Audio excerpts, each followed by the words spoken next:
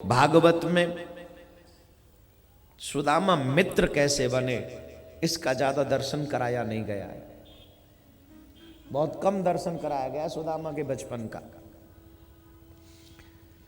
परंतु हम पूरी कथा आपको सुना रहे हैं, मैं भी कि आपको वो समझ में आए और आ ही जाएगी। एक दिन की बात है, श्री कृष्ण मथुरा से उज्जैन नगरी, यहीं आपकी बगल में सांदीपन गुरु जी का आश्रम है, अध्ययन करने आ रहे थे। फर्स्ट डे, पहले दिन उसी मार्ग से सुदामा भी आ रहे थे पढ़ने। तो सुदामा ब्राह्मण परिवार के व्यक्तित्व हैं। पैदल पैदल आ रहे थे तो उनके पांव में कांटा लगा, और जब उनके पैर में कांटा लगा तो सुदामा पैर पकड़कर रोने लगे। कोशिश की निकालने की, वो कांटा नहीं निकला, और जब कांटा नहीं निकला तो वो पैर पकड़ के बैठ गए, और पैर पकड़कर जब बैठे तो रोने लगे और भगवान को पुकारने लगे कि मेरी रक्षा करो, मेरी रक्षा करो, मेरी रक्षा करो। संयोग से उसी समय श्री कृष्ण विद्या अध्ययन करने के लिए पहले दिन जा रहे, रथ में अरुण थे, रथ में बैठे हुए थे, चले जा रहे थे। तो सारथी से कहा, सारथी तुम रथ रोको। सारथी ने रथ रोका और श्री कृष्ण ने कहा, जाओ देख कर आओ कि यहां कौन रो रहा है, कौन दुखी है। तो सारथी देख कर आए तो उन्होंने बताया कि एक ब्राह्मण बालक है, नाम सुदामा है, और वो उसके पैर में कांटा लगा है और वो रो रहा है। और जैसे ही सुना श्री कृष्ण ने कि ब्राह्मण बालक रो रहा है, तो बिना एक क्षण गमाए, बिना एक सेकंड गमाए श्री कृष्ण रथ से कूदे, और रथ से कूदकर दौड़े, और दौड़कर सुदामा के पास पहुंचे और सुदामा का चरण पकड़कर बैठ गए। सुदामा ने कहा, अरे मेरा चरण छोड़ दो, मेरा चरण छोड़ दो, मेरा चरण छोड़ दो। क्यों? बोले, मुझे तुम्हारे भेष से ऐसा लगता है कि तुम राजा के पुत्र हो, राजकुमार हो, और मैं दीनहीन ब्राह्मण हूं। अगर तुम मेरा चरण छुओगे तो तुम्हारी शोभा नष्ट हो जाएगी। कहो सुदामा तुम लगत राजा के सुत हो, कैसे चरण छुवाए हो, लज्जित करे हो।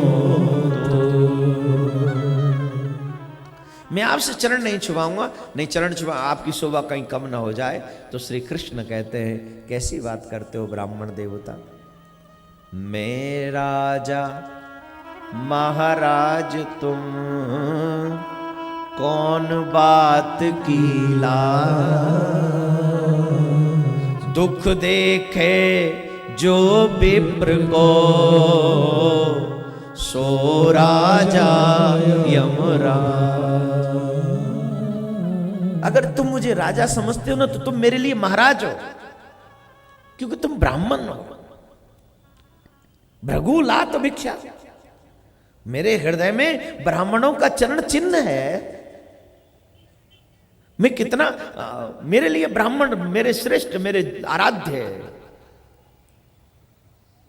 हे मेरे भाई बहन, आजकल ब्राह्मण का अपमान लोग बड़ी इजीली करते हैं, बहुत इजीली। अगर आपको मेरे से इतना भी अटैचमेंट है ना, तो आप मेरी एक बात मानना, अगर सम्मान न कर सको तो इट्स ओके, लेकिन अपमान मत करना, कभी अपमान मत करना। और आई प्रॉमिस, मैं इसलिए कभी नहीं कह रहा हूं कि मैं ब्राह्मण हूं, मैं लाख बार आपको बोल चुका हूं।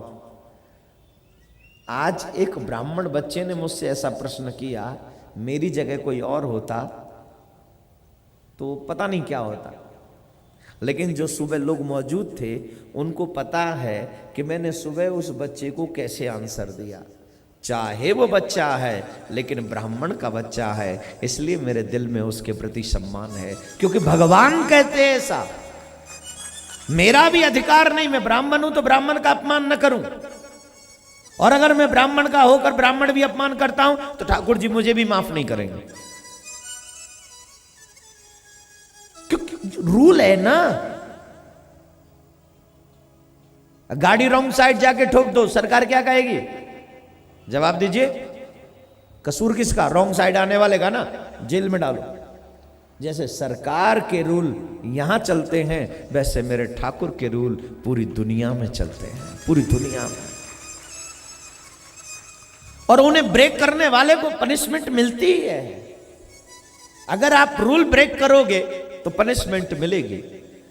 मैं ये नहीं कह रहा कि सब साष्टांग करो, प्रणाम करो ब्राह्मणों को, नहीं। अगर आपकी श्रद्धा नहीं है, आपका मन नहीं है तो इट्स ओके, लेकिन इतना तो करो, अपमान मत करो, इतनी दया तो कर दो। भाई जब मैं अच्छा नहीं कर सकता तो कम से कम बुरा भी ना करूं। क्या बुराई है इसमें? मैं आपसे ये तो नहीं कह रहा कि मेरे सामने खड़े हो जाओ, हाथ जोड़ के खड़े रहो, साष्टांग करते रहो। जब ना भैया ना, मैं कर लूंगा, मैं बहुत छोटा हूं। लेकिन अपमान मत करो, अपशब्द मत बोलो। क्यों? क्योंकि जो ये अपशब्द बोलते हैं ना, सीधे भगवान को चूपते हैं, ब्राह्मण को नहीं, भगवान को चूपते हैं ये। एक तरफ तो हम भगवान को मनाने की कोशिश करते और दूसरी तरफ हम ये अपराध करते, तो कहां मिल पाते, हमारा मन ही साफ नहीं हो पाता है। इसलिए मैं ये बात इसलिए भी बोल रहा हूं क्योंकि यहां जितने भी बच्चे बैठे हैं ये बहुत सॉफ्ट हार्ट होते हैं। इनको छोटी छोटी चीजें बता दो ना, और अगर ये जीवन में उतार लें तो ये जीवन भर छोड़ते नहीं उस बात को, आदत बना लेते हैं, और आदत कभी छूटती नहीं है। इसलिए ब्राह्मण भक्त साधु मिले तो हाथ जोड़ के प्रणाम कर दो। सेवा नहीं भी करनी है तो प्रणाम कर दो, प्रणाम भी नहीं करना है तो चुपचाप चला जा, अब शब्द मत बोल और मत सुन। तो श्री कृष्ण ने, स्वयं भगवान जगतपति कहते, नहीं तुम महाराज हो, मैं तुम्हारे चरणों से कांटा निकालूंगा। और मेरे भाई बहन, आप यकीन नहीं करेंगे, मैंने तो संतों से यहाँ तक सुना है, जब मेरे प्रभु से हाथों से कांटा नहीं निकला सुदामा के चरण से, तो मेरे ठाकुर ने अपने दांतों से कांटा निकाला है, अपने दांतों से, अपने मुख से, अपने दांतों से कांटा निकाला है। मत मानो मेरे कृष्ण को, मत पूजो मेरे कृष्ण को, लेकिन एक जवाब दे दो, हिम्मत है तो एक रिश्तेदार ऐसा बता दो जो तुम्हारे पैर में से कांटा निकाल दे। एक रिश्तेदार, इवन माँ भी, डैडी भी, पति भी, पत्नी भी, बेटा भी, बेटी भी, इनसे ज्यादा क्लोज तो कोई नहीं है। ये जो चीज मैंने बताई, मम्मी पापा, बेटा बेटी, पति पत्नी, ये सबसे ज्यादा क्लोज रिश्ते हैं। अब इनमें से मुझे बता दो, तेरे पांव में लगा हुआ कांटा कौन निकाल सकता है? कुछ बताओगे कि नहीं? कह दो कोई नहीं निकालेगा। कोई? कौन?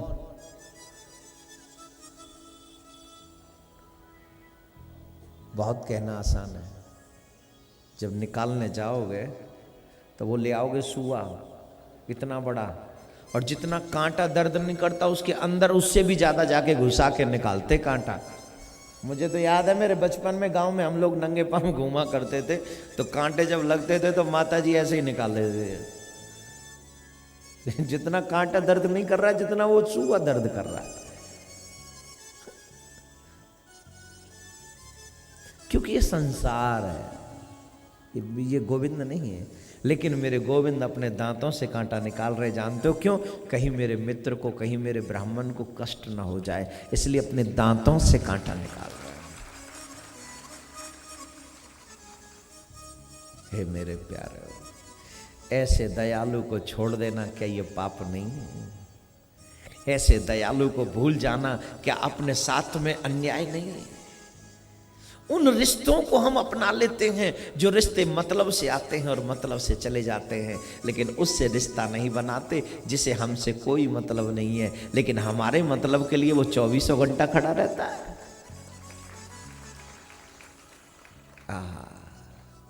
सुदामा ने जैसे ही कांटा निकला, रोने लगे सुदामा। तुम तो भगवान हो ऐसा लगता है,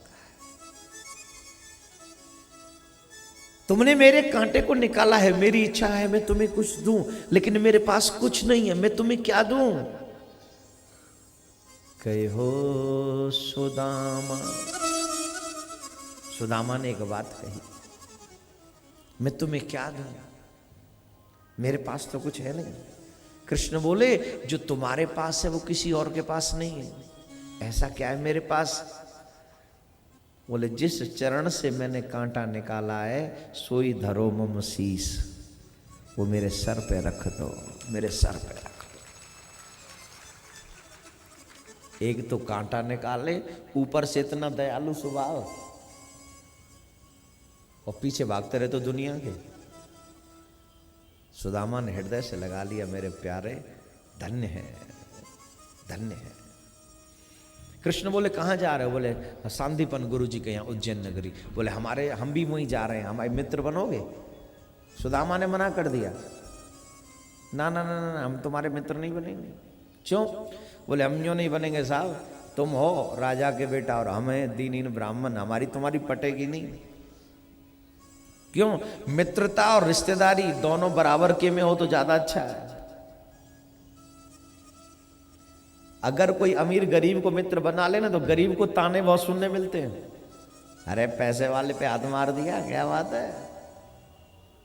चाहे वो कुछ भी ना करे फिर भी कृष्ण से सुदामा नहीं नहीं हम नहीं बने तुम्हारे मित्र। क्यों? बोले तुम अमीर हो, तुम राजा के पुत्र हो, हम गरीब है, हम नहीं बनेंगे। कृष्ण बोले गरीब तो वो होता है जिसका दिल पाप युक्त होता है, तुम्हारा मन तो स्वच्छ है, निर्मल है। मेरे मित्र बनने योग्य तो मात्र तुम ही हो, तुम ही हो जो मेरे मित्र बनने के योग्य हो।